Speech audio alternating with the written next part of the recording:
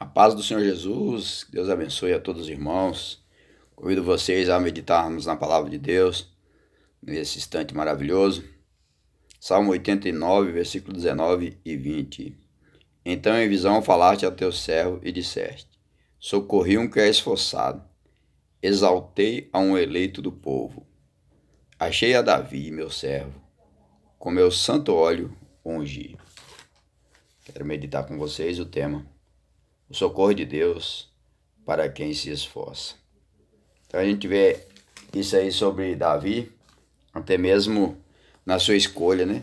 Quando o profeta Samuel vai ungir um filho de Jessé como rei, vem todos, exceto Davi, e apresenta diante dele, e Deus fala, não é nenhum desses. Aí Samuel se sente como que frustrado e pergunta para Jessé: acabaram-se os jovens? E Jessé diz: ainda tem um. Em outras palavras, é como se estivesse dizendo, é como se já tivesse acabado. Eu tenho um lá na roça, está cuidando dos animais. Aí Jessé diz: vai chamá-lo. Aí quando Davi chega, o Espírito Santo testifica para Saul, para Samuel, e diz assim: é esse mesmo, pode ungí-lo. Então aqui no capítulo 4, versículo 15 e 16 da carta aos Hebreus, está escrito assim: porque não temos um sumo sacerdote que não possa se compadecer das nossas fraquezas, porém um que é como nós em tudo foi tentado, mas sem pecado.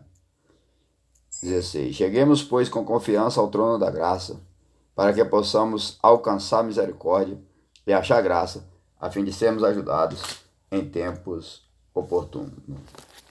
E o versículo 14 e o versículo 15 do Salmo 89 que estamos meditando diz assim: justiça e juízo são a base do seu trono.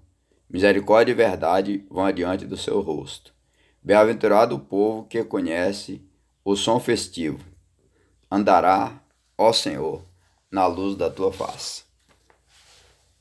Em primeiro lugar, visão no perigo. No capítulo 16, como eu já disse, a partir do versículo 1, Deus escolhe Davi como rei de Israel. O rei Saul ainda estava reinando, e é tanto que o profeta Samuel se preocupou com esse detalhe e disse: se eu for ungir um rei e Saul descobrir, vai me matar. Aí Deus disse: usa de estratégia, fala que você vai fazer um sacrifício a Deus, e assim mesmo ele fez. E aí Samuel unge a Davi, e as coisas continuam da maneira rotineira. De repente Israel se sente ameaçado pelos filisteus, e Israel vai lutar contra os filisteus. Quando eles estão nesse clima de batalha, surge um gigante e diz: para que esse negócio de ficar perdendo tanto soldado aí na batalha? Vai ser só dois aí.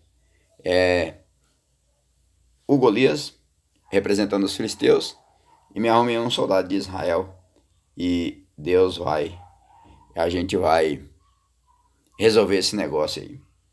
E aí, em toda essa situação, capítulo 17, versículo 15 de 1 Samuel diz assim: Davi, porém, ia e voltava de Saul para apacentar as ovelhas de seu pai. Então, antes disso acontecer, Davi ia e voltava de Saul. Quando Saul se encontrava oprimido, Davi tocava harpa, e por causa da unção e a graça de Deus sobre a sua vida, Saul era liberto. Aí no capítulo 17, o versículo 32 a seguir, acontece agora que Davi se dispõe a lutar contra o filisteu. E Davi disse a Saul: não desfaleça o coração de ninguém por causa dele. Teu servo irá e pelejará contra esses filisteus. Porém Saul disse a Davi: contra este filisteu não poderás ir para pelejar contra ele, pois tu és ainda moço, e ele homem de guerra desde a sua mocidade. Então disse Davi a Saul: teu servo apacentava as ovelhas de seu pai, e vinha um leão ou um urso e tomava uma ovelha do rebanho, e saía após ele e o feria e livrava da sua boca. E levantando-se ele contra mim, lançava-lhe na barba, e feria e o matava. Assim feriu o teu servo o leão como o urso. Assim será este incircunciso filisteu como um deles, porquanto afrontou o exército do Deus vivo.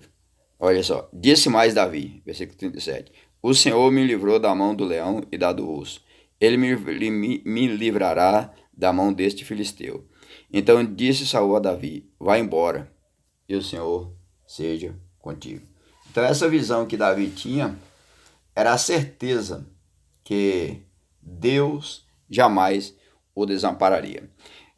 As experiências que Davi tinha passado com o leão, outra vez com o urso, pensa aí, um rapaz novo conseguir matar um leão, conseguir matar um urso, só podia ser mesmo Deus na vida de Davi. Se não fosse Deus na vida de Davi, com certeza, tanto aquele leão quanto o urso ia acabar com a vida de Davi. Porém, Davi, passando por essas experiências, ele começou a se fortalecer com Deus. Aí alguém disse que Davi não começou matando o leão e o urso, ele foi treinando na vida, matando quem sabe um passarinho, depois matando outro animal menos perigoso, até chegou sobre esta luta. Então Davi, ele recebe de Deus, aqui no Salmo 78, Deus fala aqui mais algo sobre Davi, 78 e 70, onde o próprio Deus vai falando de Davi.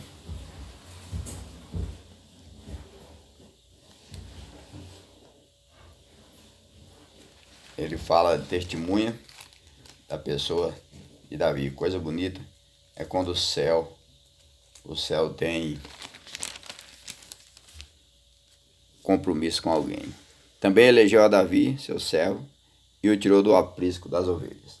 Então é essa visão que Davi teve, e de após as ovelhas pejadas, e trouxe para apacentar Jacó, seu povo, e a Israel, sua herança. Assim os apacentou segundo a integridade do seu coração, e os guiou pela perícia das suas mãos. Então Davi era um homem segundo o coração de Deus. Atos capítulo de número 13, versículo 32. Então aqui sobre a visão de Davi, eu quero te dizer uma coisa nesta hora. Lute pelos teus objetivos.